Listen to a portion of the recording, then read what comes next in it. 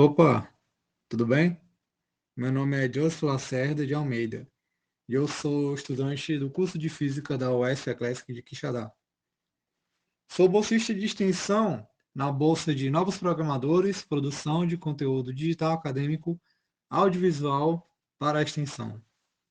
Eu estou aqui para fazer uma pequena introdução ao livro Pedagogia da Autonomia, que nada mais é que a última obra de Paulo Freire, publicada em vida.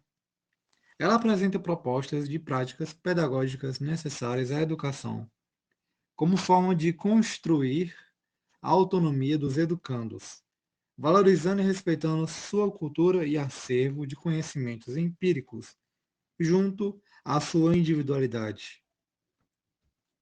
Na verdade, seria incompreensível se a consciência de minha presença no mundo não significasse já a impossibilidade de minha ausência na construção da própria presença. Como presença consciente no mundo, não posso escapar à responsabilidade ética no meu mover-me no mundo.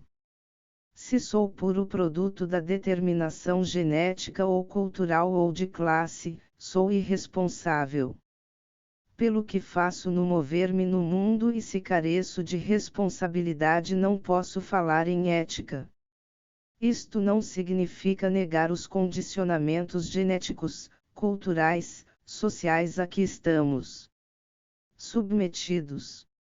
Significa reconhecer que somos seres condicionados, mas não determinados. Reconhecer que a história é tempo de possibilidade e não de determinismo, que o futuro, permita-se-me reiterar, é problemático e não inexorável.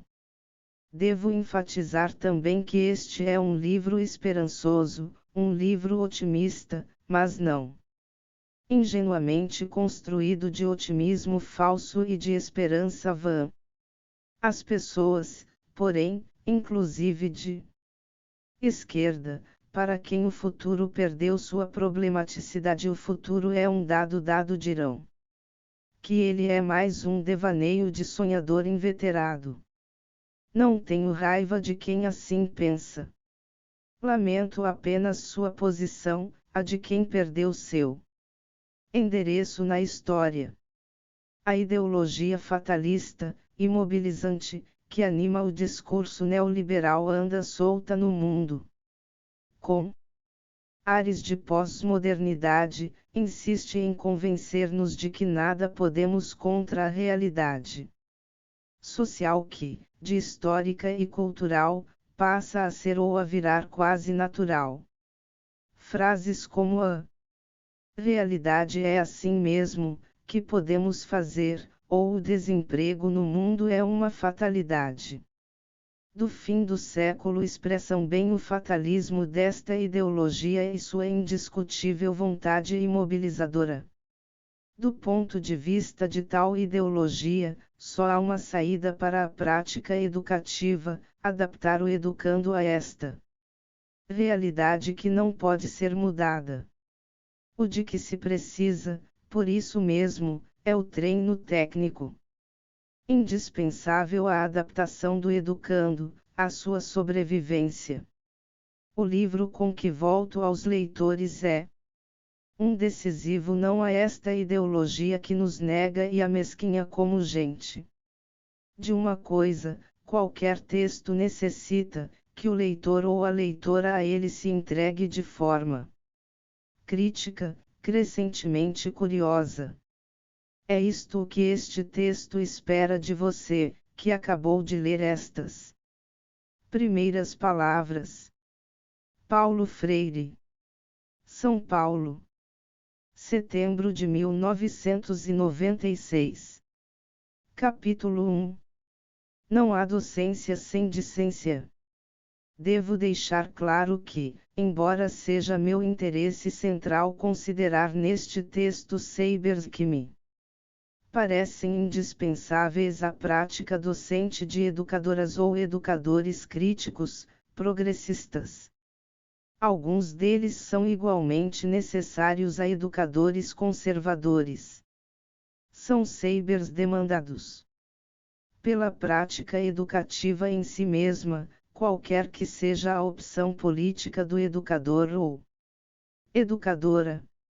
Na continuidade da leitura vai cabendo ao leitor ou leitora o exercício de perceber se este ou aquele saber referido corresponde à natureza da prática progressista ou conservadora ou se, pelo contrário, é exigência da prática educativa mesma independentemente de sua cor política ou ideológica.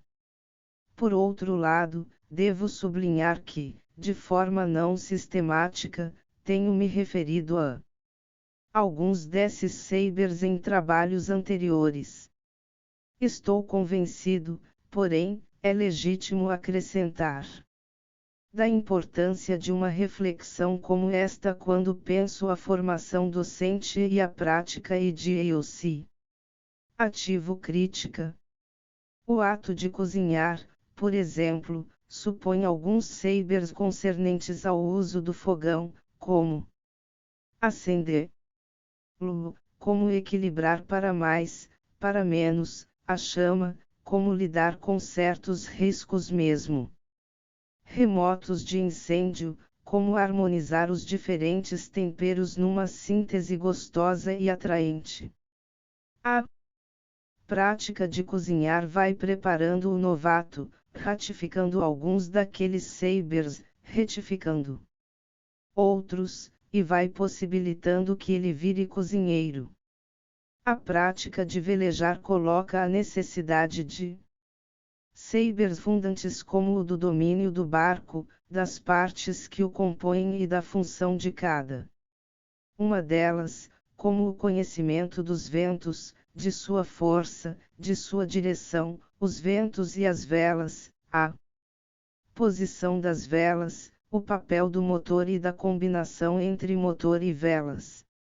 Na prática de velejar, se confirmam, se modificam ou se ampliam esses sabers. A reflexão crítica sobre a prática se torna uma exigência da relação teoria/prática sem a qual a teoria pode ir virando blá blá blá e a prática, ativismo. O que me interessa agora, repito, é alinhar e discutir alguns sabers fundamentais à prática educativo crítica ou progressista e que, por isso mesmo, devem ser conteúdos obrigatórios à organização programática da formação docente. Conteúdos cuja compreensão, tão clara e tão lúcida quanto possível, deve ser elaborada na prática formadora. É preciso, sobretudo, e aí já vai um destes sabers indispensáveis, que o formando, desde o princípio mesmo de sua experiência formadora, assumindo-se como sujeito também da produção do saber, se convença definitivamente de que ensinar não é transferir conhecimento, mas criar as possibilidades para a sua produção ou a sua construção. Se, na experiência de minha formação, que deve ser permanente, começo por aceitar que o formador é o sujeito em relação a quem me considero o objeto, que ele é o sujeito que me forma. E eu, o objeto por ele formado, me considero como um paciente que recebe os conhecimentos, conteúdos acumulados pelo sujeito que sabe e que são a mim transferidos.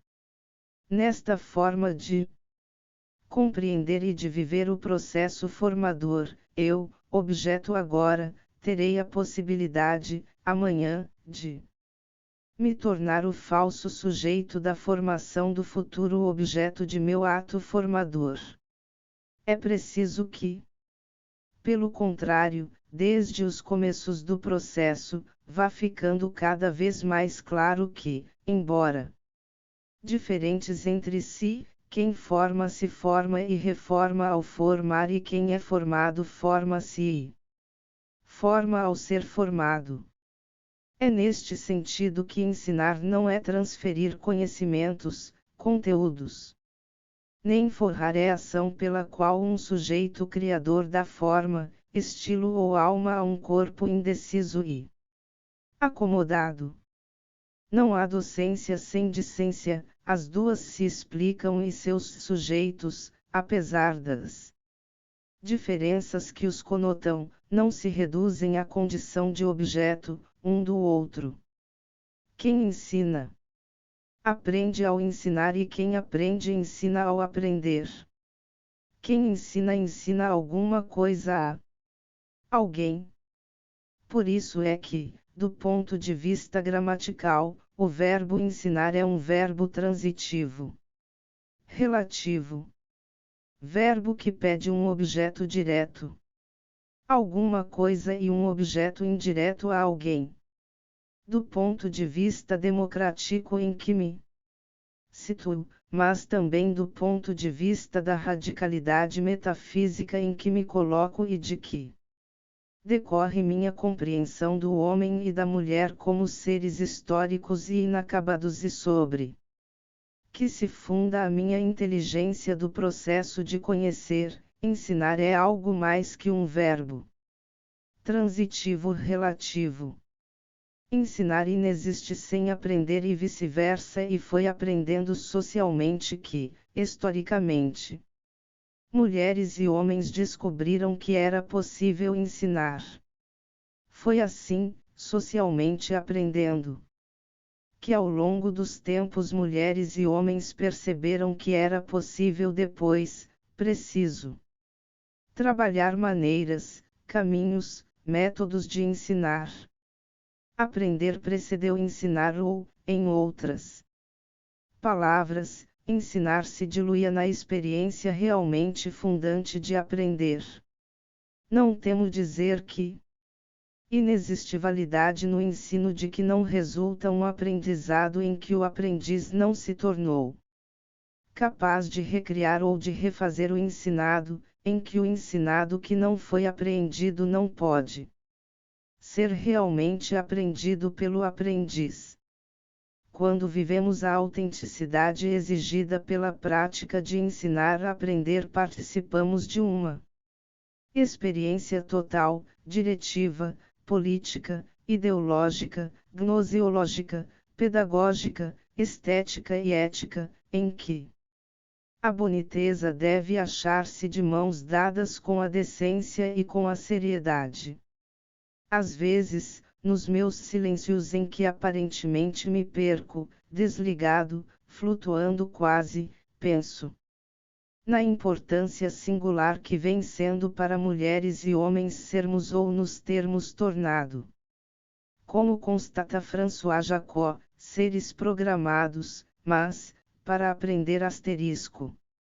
É que o processo de aprender, em que historicamente descobrimos que era possível ensinar como tarefa não apenas embutida no aprender, mas perfilada em si, com relação a aprender, é um processo que pode deflagrar no aprendiz uma curiosidade crescente, que pode torná-la mais e mais criador. O que quero dizer é o seguinte: quanto mais criticamente se exerça a capacidade de aprender, tanto mais se constrói e desenvolve o que venho chamando curiosidade epistemológica asterisco, sem a qual não alcançamos o conhecimento cabal do objeto. É isto que nos leva, de um lado, à crítica e à recusa ao ensino bancário de outro, a compreender que, apesar dele, o educando a ele submetido não está fadado a fenecer, em que pese o ensino bancário, que deforma a necessária criatividade do educando e do educador, o educando a ele sujeitado pode, não por causa do conteúdo cujo conhecimento lhe foi transferido, mas por causa do processo mesmo de aprender, dar, como se diz na linguagem popular, a volta por cima. E superar o autoritarismo e o erro epistemológico do bancarismo. O necessário é que, subordinado, embora, a prática bancária, o educando mantenha vivo em si o gosto da rebeldia que, aguçando sua curiosidade e estimulando sua capacidade de arriscar-se, de aventurar-se, de certa forma o imuniza contra o poder apassivador do bancarismo. Neste caso, é a força criadora do aprender de que fazem parte a comparação, a repetição, a constatação, a dúvida rebelde, a curiosidade não facilmente satisfeita, que supera os efeitos negativos do falso ensinar. Esta é uma das significativas vantagens dos seres humanos a de se terem tornado capazes de ir mais além de seus condicionantes. Isto não significa, porém, que nos seja indiferente ser um educador bancário ou um educador problematizador. 1.1 Ensinar exige rigorosidade metódica. O educador democrático não pode negar-se o dever de, na sua prática docente, reforçar a capacidade crítica do educando, sua curiosidade, sua insubmissão. Uma de suas tarefas primordiais é trabalhar com os educandos a rigorosidade metódica com que devem se aproximar dos objetos cognoscíveis. E esta rigorosidade metódica não tem nada que ver com o discurso bancário.